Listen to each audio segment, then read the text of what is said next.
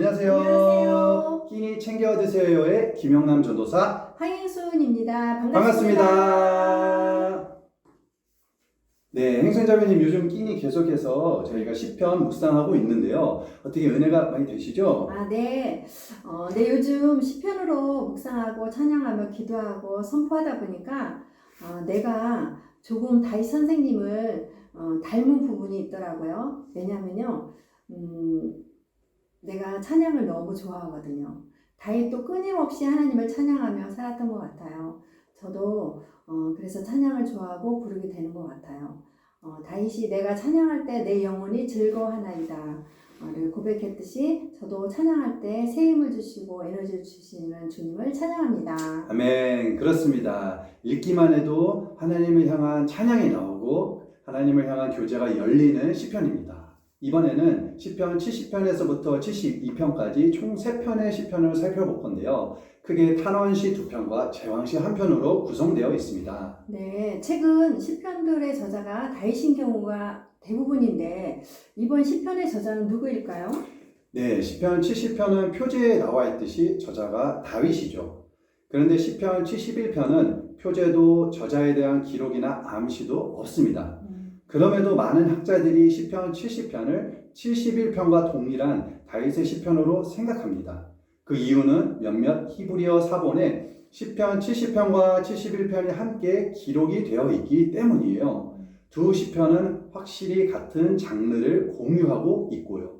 즉, 두 시 모두 도움을 구하는 시편입니다. 네, 그렇군요. 그래서 두 시편 안에 비슷한 표현들도 발견할 수 있는데요. 시편 70편 1절에 여호와여 속히 나를 도우소서, 71편 12절에 하나님여 속히 나를 도우소서.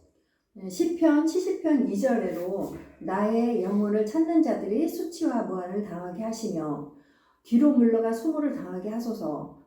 또 71편 13절에 내 영혼을 대적하는 자들이 수치와 멸망을 당하게 하시며 욕과 수욕이 덮이게 하소서. 또 그렇고 71편 또 24절의 말씀도 나를 모해하려던 자들이 수치와 무한을 당합니다. 상당히 시구가 비슷해요. 네, 이렇듯 시편 70편, 71편은 비슷한 분위기와 동일한 저자로 많이 여겨져요. 그러면 시편 72편의 저자는 누구일까요? 그러게요. 저도 시편 72편이 좀 헷갈리더라고요. 시편 72편의 표제에는 솔로몬의 시라고 나와 있는데 72편 마지막 절에 보면 또 다윗의 기도라고 나와 있더라고요. 네, 그렇지요. 시편 72편이 성도님들도 헷갈리실 수 있는데요. 신학자들의 의견도 분분합니다. 어떤 분은 표제에 나온 것처럼 당연히 솔로몬의 시편이다 라고 하시는 분도 있고요. 또 어떤 분은 솔로몬이 기록한 시편이지만 시편이 총 5권으로 분류가 되어 있는데 그중 제2권의 마지막 시편이 이 72편인지라 2권 수집자가 누구인지는 명확하진 않지만 그가 의도적으로 솔로몬의 시편에 다윗의 기도가 끝난다는 구절을 삽입한 것이고 이것이 시편 2권과 3권의 구분선을 명확하게 하기 위한 목적으로 그렇게 했다는 의견도 있습니다. 또 어떤 분은 19절 마지막에 다윗의 기도가 끝나니 라고 기록된 그대로 저자가 솔로몬이라고 보기보다는 다윗이 정권 이양을 하는 아들 솔로몬을 위해 드린 기도를 시의 형식으로 기술한 것이라고 주장하기도 합니다. 그런데 그중 저는 마지막 의견이 가장 합당하지 않나 개인적으로 생각합니다. 저도 시편 72편을 읽으면서 다윗이 아들 솔로몬을 위해 드리는 기도처럼 읽게 되더라고요. 그러면서 다윗이 솔로몬이 어떤 왕이 되기를 바랬는가 많이 마음에 와 닿았어요. 그리고 그러면서 지금의 저희 나라가 왕정국가는 아니지만 아무튼 나라의 정치 지도자들, 위정자들이 있죠. 또한 그들을 위한 기도가 나오게 되더라고요. 코로나로 모두가 어렵고 힘든 시간을 지나고 있는데 지도자의 선택과 판단이 정말 중요한 것 같고요. 그런데 갈수록 정치적인 이념과 분파의 대립이 심하다고 있으니 참 걱정도 많이 되더라고요. 우리나라 위정자들이 시편 72편에 나오는 바른 공의와 판단력과 지혜로 이 나라를 이끌고 지금 이 터널을 잘 통과했으면 좋겠다고 생각이 듭니다. 아멘. 그렇습니다. 계속 깨어온 이 나라를 위해 기도하기 원합니다. 저도 왕을 위해 기도하는 시편 72편을 묵상하면서 결국 진정한 왕 대신 예수 그리스도께서 왕위에 오르시고 그분의 온전한 통치가 이루어지기를 소망하게 되더라고요. 아멘. 그래서 그런 미래적인 소망과 함께 그분의 왕 대신 통치의 대리 통치자가 또 교회잖아요. 그래서 이 땅에 교회가 주님의 공의와 지혜의 온전한 통로가 되기를 또한 소망하게 되었습니다. 시편 70편 표제에 보면 다윗의 시로 기념식에서 인도자를 따라 부르는 노래라고 나오는데요. 그럼 탄원시인 시편 70편이 당시 공식 행사에서 불려지던 시편이라는 의미인가요? 네, 그렇습니다. 일반적으로도 불렸는데요. 표제에 나온 것처럼 뭔가를 기념하는 공식 예배에서도 당시 불렸습니다.